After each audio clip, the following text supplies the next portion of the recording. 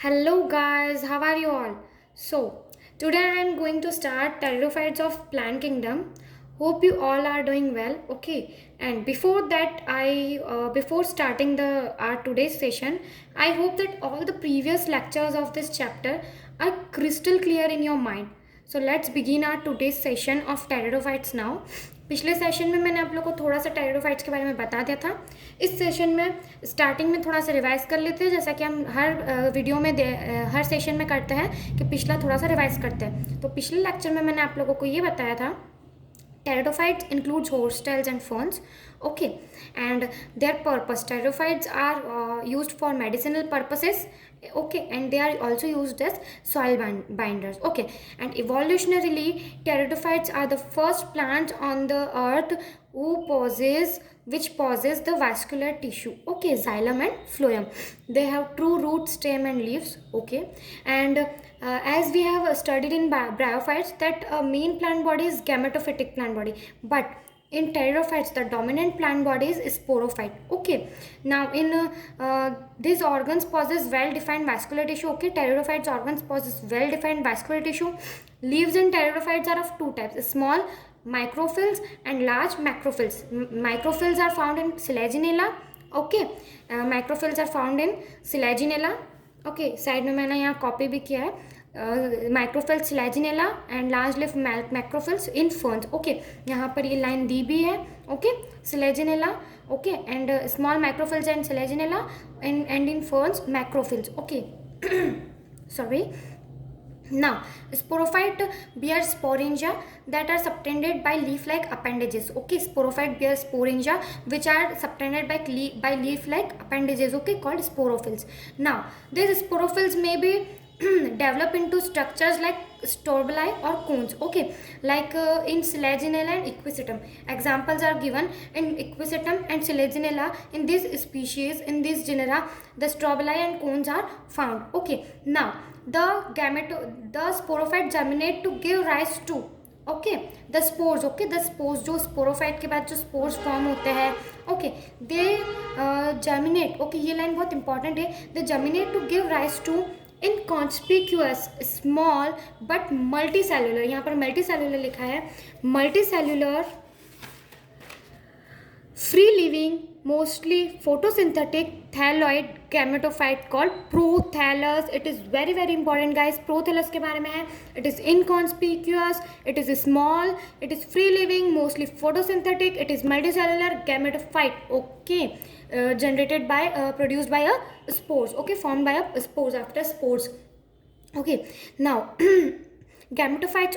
This prothallus gametophytes require cool, damp and shady localities, and because of this requirement to grow, a living pteridophyte are found in restricted areas only. They are not found more on ground.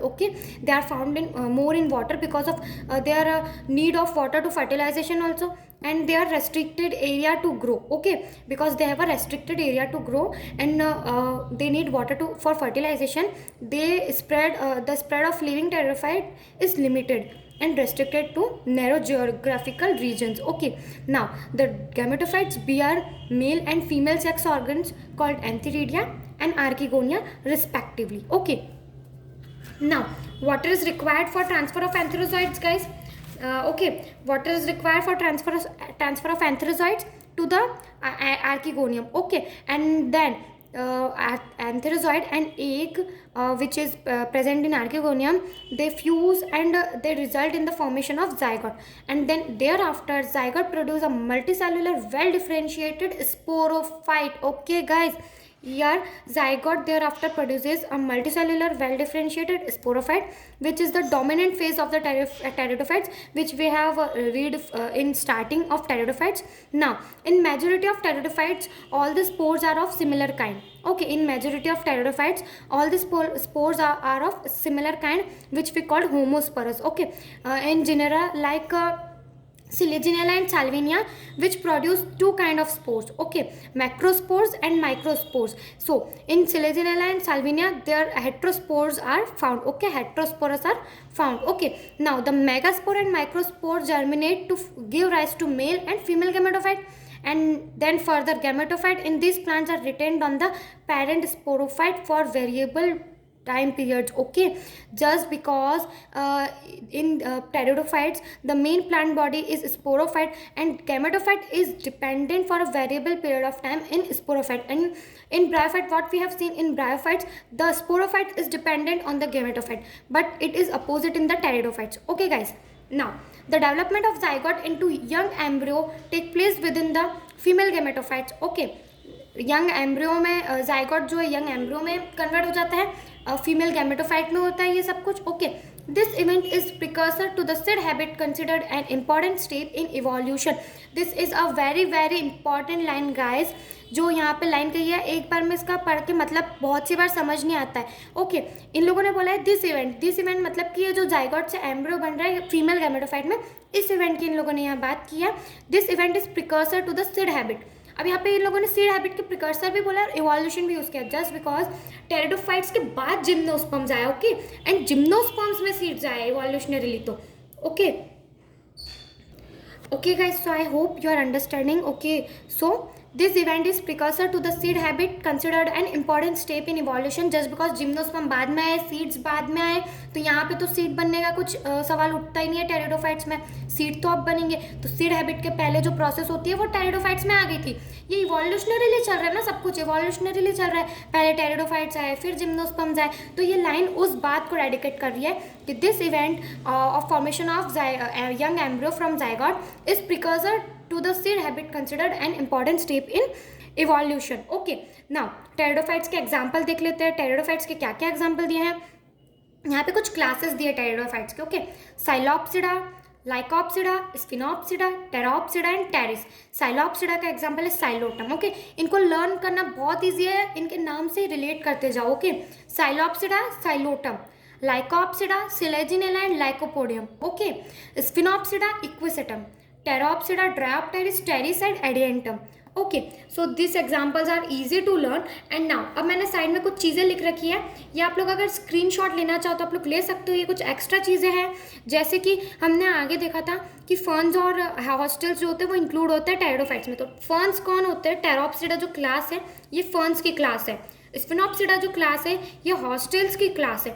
Then lycopsida called as club mosses. जैसे कि हम सबको पता है कुछ ना कुछ evolutionarily तो आएगा ही आएगा, तो ऐसे यहाँ पे इन लोगों को क्लब मॉजेस कहा गया है कुछ रीजंस की वजह से, क्योंकि ये कम्प्लीटली टेरिडोफाइट्स में एकदम सारे उसके वो नहीं होते होंगे फीचर्स, जैसे कि हमने आगे भी देखा है slime moulds. Okay, slime moulds को हम लोग सोचते हैं कि फंजाई में होना चाहिए, बट वो होता नहीं है फंजाई में, वो होता है प्रोटिस्ट में. वैसे ही क्लब मॉजेस में नहीं आएंगे, ये आएंगे टेरिडोफाइट्स में. Okay guys, and this class is lycopsida. Then psilopsida. अब इनमें रूट जो है राइजोइड रूट होती है. ओके, यहाँ पे रियल रूट होती है लाइकोप्सिडा में. फिर यहाँ पे स्फिनोप्सिडा में राइजोम प्रेजेंट होते हैं. ओके, रूट प्रेजेंट होते हैं. ये यहाँ पे मैक्रोस्पोरोफिल्स है, यहाँ पे माइक्रोस्पोरोफिल्स है लाइकोप्सिडा में. तो ये सारी चीज़ें आप देख लेना. अब यहाँ पे जो मैंने एब्सेंट प्रेजेंट लिखा है, ये मैंने लिखा है इसके बारे में, उसका स्ट्रोबिलाइन कोन्स के बारे में, जो हमने आगे देखा था. तो टेरोप्सिडा, टेरिस, डायोप्टेरिस, एडियंटम, ये वाले क्लास टेरोप्सिडा में एब्सेंट होते हैं. स्फिनोप्सिडा में प्रेजेंट होते हैं strobiline cones. Okay, sphenopsida that is equisetum and psilopsida and in lycopsida also the strobiline cones are present. एंड लाइकोप्सिडा में क्या आता है, सिलेजिनेला. तो वो चीज़ें हमको एग्जाम्पल्स की फॉर्म में एनसीईआरटी में ऑलरेडी दे दी गई है. ये लगता बच्चों को बाहर का है, बट ये है एक्चुअली एनसीईआरटी का. सब कुछ नहीं दिया एनसीईआरटी ने, बट एनसीईआरटी ने आपको इतना दे दिया है कि आप उसके बारे में पढ़ो, आप पूरा डीप स्टडी करके जाओ. एनसीईआरटी पता है सब कुछ नहीं खोलती अपने सामने, बहुत कुछ छुपा के रखा है एनसीईआरटी ने. इसको समझना बहुत ज़रूरी है. ओके गाइज, तो यहाँ हमारा टेरिडोफाइट्स खत्म होता है. जितनी चीज़ें मैंने अंडरलाइन की, आप लोग अंडरलाइन करना चाहते हैं तो आप कर लीजिए. अब हम मूव ऑन करते हैं जिम्नोस्पर्म्स की तरफ. ओके, एडियंटम को वर्किंग फन भी बोलते हैं. एंड स्मॉलेस्ट टेरिडोफाइट होता है एजोला. ओके, उसको एज अ बायोफर्टिलाइजर यूज़ किया जाता है. ये 12th में बहुत से बच्चे पढ़ चुके होंगे या अब पढ़ोगे. ओके गाइज, एजोला होता है स्मॉलेस्ट टेरिडोफाइट होता है एंड एक्वेटिक फॉर्म होता है वो, और वो एज अ बायोफर्टिलाइजर उसको यूज़ किया जाता है. ओके, नाउ और जो स्पोरोफिल्स, इसमें हमने बहुत जगह देखा है स्पोरोफिल्स का, अगर बच्चों को मतलब नहीं समझ आया तो एक्चुअली गाइज वो ये है, leaf like appendages are called sporophylls guys. Okay, now we should move on gymnosperm. The gymnosperm word means the gymnos means naked and the sperma means the seeds. The naked seeds, the division of naked seeds is called the gymnosperms. Guys, seed first time यहाँ पर आए थे. Imagine यार, seed first time धरती पर आए. कितना सही है ये जो है जिम्नोस्पर्म्स पढ़ने के लिए. अगर आप इमेजिन करते हो पढ़ो, ऐसा सोचो कि हम पढ़ते पढ़ते इवोल्यूशन हो रहा है. पहले हमने एल्गी पढ़ा तो सिर्फ एल्गी थे, फिर ब्रायोफाइट्स आए, फिर टेरिडोफाइट्स आए, and now you imagine guys such a great discovery, gymnosperms are on the earth. Okay, ये तो हो गई थोड़ी मजाक की बात. नाउ हम आगे चलते हैं.